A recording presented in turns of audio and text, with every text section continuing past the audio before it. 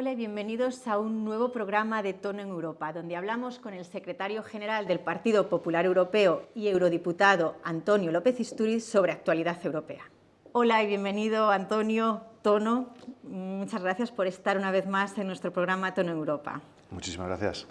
Bueno, viene un nuevo curso político en el Parlamento Europeo, también una nueva Comisión Europea que se espera empiece a andar el 1 de noviembre, pero antes los nuevos comisarios, el nuevo Ejecutivo Europeo tiene que ser aprobado por el Parlamento Europeo. En este momento están pasando unos hearings o audiciones para poder ser después, y en caso de que el Parlamento Europeo dé luz verde, pueda aprobarse ese nuevo gobierno de la Comisión Europea. ¿Nos puede explicar un poquito en qué consisten estos hearings o estas audiencias y qué significan? Esto antaño era un mero trámite que pasaban los comisarios en el Parlamento Europeo cuando el Parlamento Europeo no pintaba nada, no tenía poderes. Ahora mismo, con la codecisión, el Parlamento Europeo se está politizando. Empieza a ser un Parlamento como lo que los ciudadanos quieren de nosotros, lo que esperan de nosotros, un Parlamento político, que responda un poco a las demandas de los ciudadanos, que se discutan temas reales. Y eso es lo que está sucediendo. Lo que antes, como digo, antaño era un puro trámite, ahora actualmente son unas audiciones, la verdad, bastante complicadas, donde, si me pusiese yo en la piel de los candidatos comisarios, diría que es un auténtico tormento, ¿no?, de preguntas que los diputados sobre los temas más variados están haciendo a todos los comisarios europeos. Ya algunos han caído, ya hay dos que no van a presentarse, el húngaro y la rumana, y hay otros que han sido puestos en duda y que tendrán que, a lo mejor, tal vez, o hacer una segunda audición o presentar más documentación. El caso, por ejemplo, fue caso en la Comisión Jurídica de Borrell, Josep Borrell, el candidato que tuvo un mal momento en la presentación de su documentación, pero que ahora ya está listo para afrontar la semana que viene, el lunes, la Comisión de Asuntos Exteriores. Entonces, estas audiencias son como unos exámenes para poder lógicamente, ser como si fueran ministros. Para saber la competencia, europeos. Sí, por supuesto. Y ya digo, a veces uno tiene la sensación de que no hay este tipo digamos, de preguntas o de análisis, ¿no?, a ministros en el Congreso, o si lo son, a veces parecen un poco a la gente, al público en general le puede parecer un mero, digamos, trámite. Yo les puedo asegurar que en el Parlamento Europeo no se trata así. Es decir, el comisario, por ejemplo, de Pesca, ayer tuvo que, lógicamente, escuchar muchísimas críticas y comentarios y preguntas de diputados, sobre todo también españoles. La pesca es un tema fundamental y el candidato es lituano, un chico joven, 28 años, que ha sido ministro. Pero bueno, ha pasado porque ha estudiado muy bien la materia y desde luego tiene que conocer perfectamente las preocupaciones del sector pesquero, que no solo a raíz del Brexit, sino las constantes negociaciones que la Unión Europea tiene con países donde están los caladeros españoles, pues es fundamental. Yo creo que entonces, si pasan este tipo de audición, los comisarios verdaderamente están preparados, ¿no?, para asumir el reto de defender a nuestros, por ejemplo, en este caso, nuestros pescadores, allá con quien tenga que hacer la Unión Europea negociaciones. Decía que había dos postulantes de Rumanía y de Hungría, dos posibles comisarios. Por razones diversas, pasado. la comisaria rumana socialista no ha podido presentar ningún tipo de prueba sobre acusaciones muy serias que había sobre su situación económica. Y en el caso húngaro ha sido simplemente pues, que viene, lógicamente, el gobierno de Viktor Orbán. La Comisión Jurídica no ha podido demostrar nada, ha sido más una cuestión política. Al venir de donde venía, pues había que derribarlo de alguna manera, ¿no? Pero no ha habido ninguna prueba, ni papel, ni nada que hayan podido aportar, que sostenga ninguna base en este asunto. Y es más, él tiene ahora recurrido este asunto ante el tribunal, diciendo que la Comisión Jurídica del Parlamento ha ido más allá de sus atribuciones. Pero, lógicamente, como estamos en estos momentos ante una cuestión que está ante tribunales, pues, lógicamente, lo dejaremos esperar a que haya la sentencia oportuna por parte del Tribunal Europeo.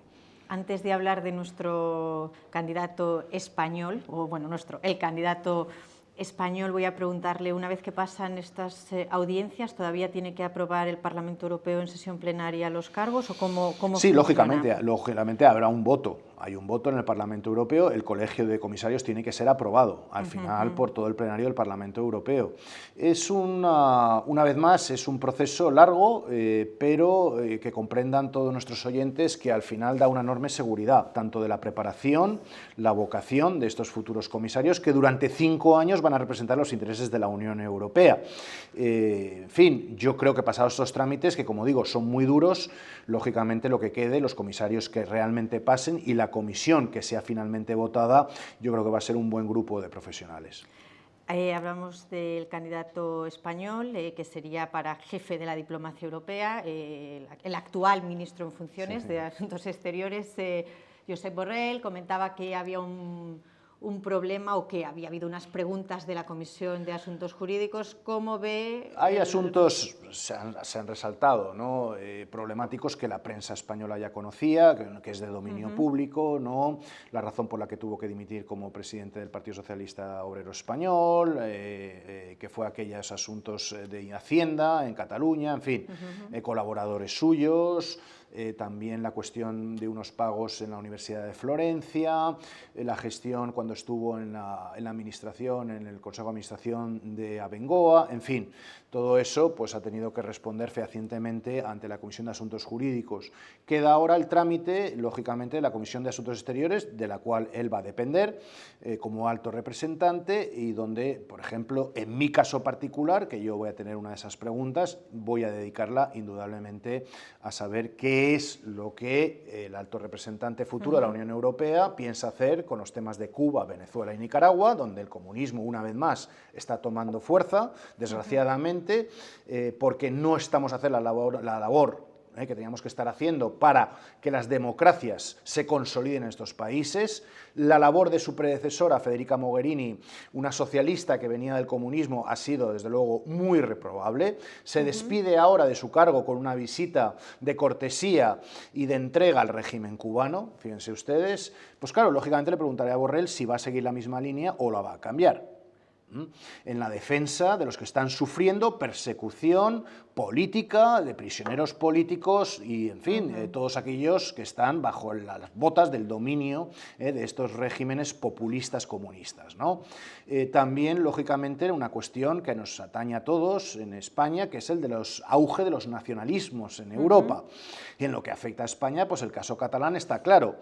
Borrell, de una posición inicial, yo creo que muy bienvenida por todos, hace 3 años, antes de entrar en el gobierno de Sánchez, que está, como sabemos todos, apoyado precisamente por esos independentistas, antes de eso tuvo una postura bastante clara y, digamos, que firme en defensa de la Constitución española y de la unidad de España. Sin embargo, se ha visto muy perjudicada por su labor dentro de ese gobierno de Pedro Sánchez. La pregunta será qué línea va a llevar él respecto a este asunto. Hay nacionalismos por toda Europa, también regionalistas en muchas zonas de Europa. ¿Cuál va a ser la actitud del nuevo alto representante sobre esta materia? Pues entonces hablamos un poco de Cataluña precisamente a raíz de esa pregunta. Con los últimos acontecimientos que están pasando en España, los CDRs, parece que la violencia que se estaba fraguando, ¿qué le dicen sus compañeros en Europa? Pues mucha preocupación. Tras unos años en estos momentos donde el terrorismo y las acciones violentas no estaban siendo, o desde luego, noticia en nuestro país, claro, el descubrimiento ahora de todos estos activistas de CDR, presuntos terroristas que estaban fabricando bombas, a la espera de todos los informes de la Guardia Civil y de lo que pasa en los juzgados. Hay 7 personas detenidas. Creo que es un asunto de la máxima gravedad y así lo entienden mis compañeros europeos. Esto no se puede volver a reproducir en España ni en la Unión Europea. Y desde luego es una acción de todos conjunta. Afortunadamente, hoy en día los países europeos son mucho más sensibles a todas las cuestiones, no como en el pasado, desgraciadamente, en nuestra lucha contra el terrorismo de ETA, donde había países que pensaban todavía que la banda terrorista de asesinos era una banda de amigos que luchaban por la independencia del País Vasco, y no la banda mafiosa terrorista que en el fondo era. Costó muchos años hacerles entender, pero ahora ya lo saben, con lo cual, desde luego, yo creo que la solidaridad y la comprensión europea va a ser máxime para hacer frente y que podamos todos desde el principio evitar que este tipo de episodios se reproduzcan en España. O sea, que hay una mayor comprensión en este momento. Sin duda. Lo ha habido, desde el 1 de octubre lo hubo, he insistido en numerosas ocasiones, todos los líderes europeos, de gobierno, de oposición, las instituciones europeas han sido claras y taxativas en este asunto, defendiendo la Constitución, el orden constitucional en España y la unidad de nuestro país. Hablando de España y de economía, conocíamos la noticia de que Estados Unidos, la administración Trump, iba a imponer aranceles a productos españoles que afectarán gravemente pues, a productos agrícolas como el vino, el aceite. ¿Cómo valora esto? ¿Qué va a hacer la Unión Europea? El problema no es Trump, el problema es si el gobierno español de Pedro Sánchez, un gobierno interino, absolutamente debilitado, parece ser que en España no nos damos cuenta, hay mucha gente que todavía no se da cuenta, pero fuera de España se está viendo claramente. Y Trump aprovecha la oportunidad. Un gobierno debilitado. Y es este gobierno, con estos ministros y ministras que tenemos, capaz de hacer cualquier tipo de presión, amenazar en una negociación, como son hoy en día en el comercio internacional. Al fin y al cabo, Trump es un hombre de negocios y lo que está haciendo es apostando duro sobre la mesa. ¿Son el gobierno de Pedro Sánchez capaz de emular este tipo de negociaciones? Imposible. Desgraciadamente, y esto es una mala noticia para los vinicultores y para los olivareros españoles, veo absolutamente incapaz a nuestro gobierno de poder emprender cualquier tipo de acción o de negociación de fuerza con el gobierno norteamericano, a no ser que haya un cambio en España con un gobierno, lógicamente, liderado por el Partido Popular. Tengo que ser muy taxativo. El Partido Popular siempre ha tenido, en ese sentido, capacidad de negociación y de maniobra con el gobierno norteamericano. No así los distintos gobiernos socialistas. Esto lo tenemos que saber todos. Dicho eso, también hay otros países europeos que se pueden ver afectados por estas medidas, pero qué casualidad, Francia, con Macron a la cabeza, parece ser que las sanciones al final no se van a llevar a cabo, de la misma manera que con España. Lógicamente, tienen un Estado débil, como es el francés en estos momentos, económicamente en mala situación, pero tienen un líder fuerte. ¿Qué tenemos nosotros? Tenemos una persona que se dedica a estar jugando con elecciones, a inundar de elecciones y de gastos electorales a los ciudadanos españoles mientras están sucediendo estas cosas en el mundo. Claro, la gravedad de este asunto es difícilmente cuantificable y estoy convencido de que ahora, desgraciadamente, nuestros agricultores son los primeros que van a sufrir este tipo de consecuencias. Pongamos y cambiemos el gobierno, pongamos un límite para que haya una negociación de tú a tú seria con Estados Unidos, como con cualquier otro que intente aprovecharse de la debilidad actual del gobierno español. Hablaba de un gobierno que está jugando a las elecciones. Llevamos 4 elecciones en 4 años, o 4 convocatorias electorales en 4 años. ¿Qué le dicen sus colegas y qué piensan los líderes europeos sobre lo que está ocurriendo en España? Relacionado con lo anterior, lógicamente una gran inestabilidad política genera, primero, que se ahuyente a los inversores, con lo cual baja el empleo, que es lo que está sucediendo, que nuestras empresas no puedan ser defendidas. En estos momentos lo único que tenemos es buena relación con el régimen cubano, nuestras empresas hoteleras, eso es lo único, frente al régimen de sanciones que está poniendo Estados Unidos y muchísimos países a lo largo y ancho del mundo. ¿Es eso la base de nuestra capacidad económica en el mundo?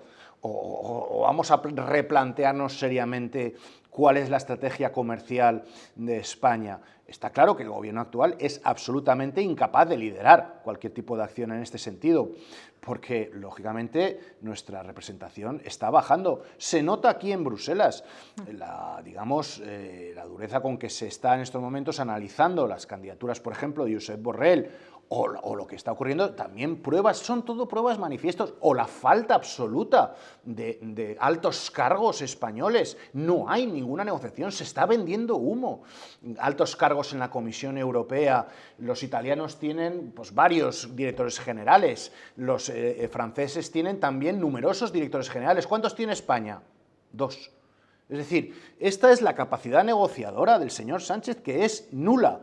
Se ha paseado con su estilo chulesco por los pasillos bruselenses, ahora todo el mundo le conoce, tuvo buena entrada, habla idiomas, lo cual es verdad, es una novedad en el panorama político español en cuanto a presidentes del gobierno, pero sin embargo lo han descubierto, es persona poco fiable, él había garantizado que no iba a haber elecciones y hay elecciones. Y lógicamente muchas cancillerías europeas tienen un tremendo enfado, ¿no?, por la falta de seriedad de Pedro Sánchez y de este gobierno. Entonces, muy pendientes de España, entiendo, en Europa, y muy pendientes del Brexit también. Sí. Actualícenos, porque yo creo bueno, que... es difícil, como todos, pues perdidos, pero una realidad tal vez muy simple, pero es lo que hay. En estos momentos en el Reino Unido la política actual es una política que está jugando contra los intereses del propio pueblo británico. No digo ya de Europa, sino del propio pueblo británico. Esas dudas que ahora los tribunales han lanzado sobre si Boris Johnson mintió a la reina, a la que obligó a firmar un decreto para cerrar el Parlamento, una cosa inaudita, casi nunca vista en una democracia británica de 600 años. En fin, una serie de cuestiones que nos hace a los europeos ver esto desde la tranquilidad que nosotros ofrecimos un tratado, estamos preparados para el Brexit, sea duro o blando, y, lógicamente, esperando a que el gobierno británico, que ha hecho una oferta mediocre, floja, la última que ha hecho Boris Johnson, en un, yo creo, desesperado intento por su parte de intentar echar la culpa de que es la Unión Europea la que rompe negociaciones o la que... Es decir, vamos a ver, el Brexit no lo pidió la Unión Europea, lo votaron los ciudadanos británicos. No todos, evidentemente, y sabemos que hay un gran porcentaje de la población británica que quiere continuar en la Unión Europea, pero nosotros tenemos que ser respetuosos con una decisión soberana del pueblo británico. Y tienen un gobierno que, oiga, no lo eligió Jean-Claude Juncker, no lo elegí yo, lo han elegido los ciudadanos británicos. Aunque bien es cierto que Boris Johnson es un primer ministro que está tomando una serie de decisiones absolutamente increíbles, nunca vistas en la democracia británica, sin haber sido elegido.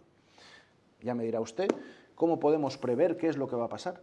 En estos momentos dependemos absolutamente de lo que pues que haya cierto raciocinio, la famosa flema británica, al final se imponga algo, cierto liderazgo, y encuentren ellos una solución en el lío que se metieron ellos solitos.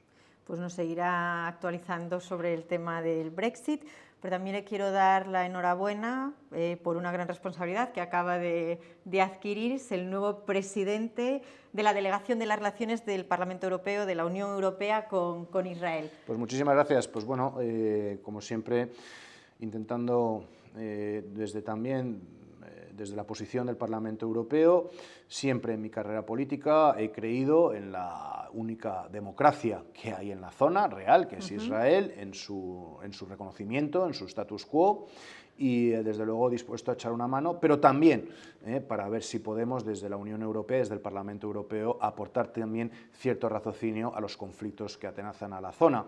A la espera ahora de las elecciones en Israel del pasado 17 de septiembre, no está claro el resultado, si Netanyahu, Gantz o quién va a ser. También está en una situación paralela a la de España, con elecciones repetidas y sin embargo sin formación de gobierno, parece que es signo de los tiempos, desgraciadamente, en fin, vamos a ver ahora con qué gobierno podemos desde esta delegación y desde la Unión Europea entablar conversaciones y ver en lo que podemos ser de ayuda. Pues muchísimas gracias. Si le parece, un día podemos hablar también más en profundidad de lo que significa Israel para Europa y las relaciones con la Unión Europea, con Israel. Más de lo que la gente se cree. Pues le emplazo a que un día hablemos sobre ese tema. Y a todos ustedes muchísimas gracias y les espero una vez más aquí en Déjate de Historias, Tono Europa.